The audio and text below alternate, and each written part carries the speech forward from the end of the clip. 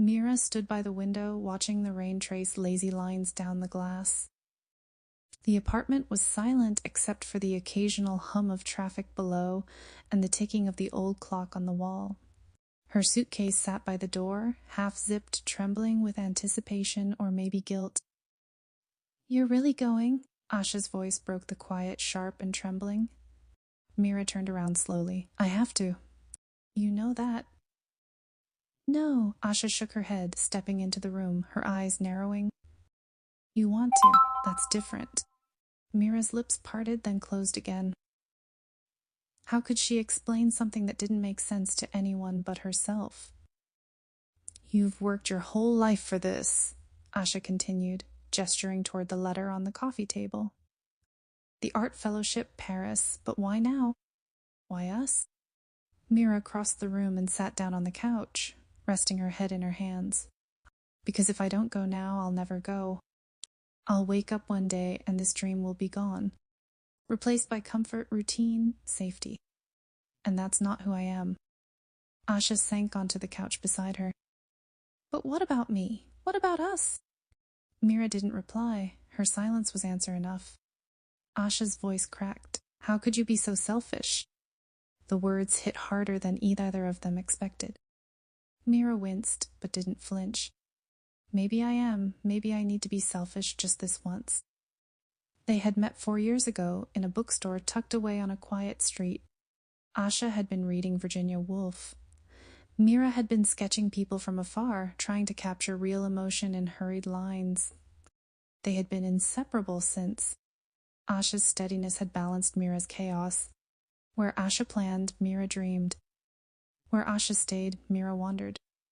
But love, as Mira had come to learn, wasn't always enough. "I've supported you," Asha whispered. "All those years you doubted yourself, I believed in you. I encouraged every brush stroke, every sleepless night in the studio. I was your anchor, Mira." "You still are," Mira said, reaching for her hand. Asha pulled away. "No, I'm the weight now." "That's what you're really saying." "No," Mira started, but her voice faltered. "That's not what I meant." "But it's what you feel," Asha replied bitterly. "You're afraid I'll hold you back." Mira stood pacing the room. "I'm afraid I'll lose myself. Don't you understand? I've always wanted this.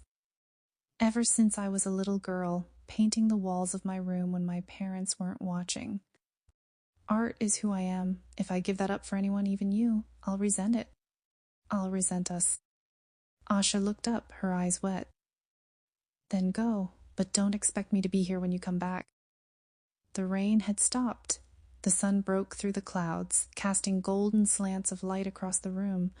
It should have felt like hope, but it didn't. Mira stared at the suitcase, then back at Asha. "Do you remember the first painting I showed you?" she asked suddenly.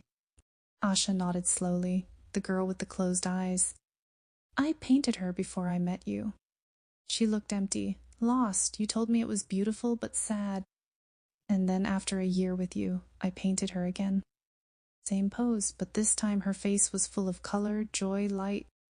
Asha said nothing. "You changed me," Mira continued.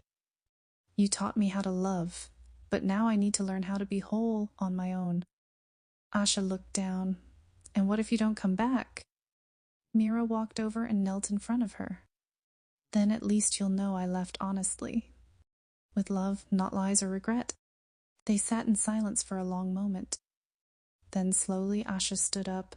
"Okay," she said, her voice quiet but steady. "Go chase your dream. Be selfish. Just don't forget who stood beside you when you had nothing." Mira felt her throat tighten. She nodded, unable to speak.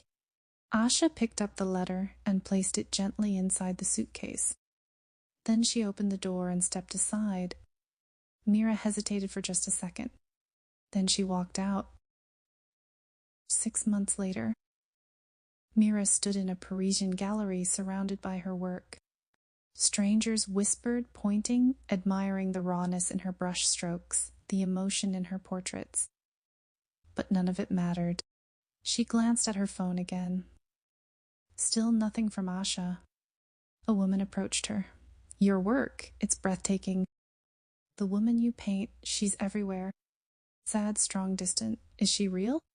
Mira smiled softly. Yes, she's real. Later that night, she walked alone by the Seine, thinking of Asha. Wondering if love could survive silence. Wondering if she had made the right choice. But even in the ache of longing, she felt something she hadn't in years. She felt free. And that had to mean something.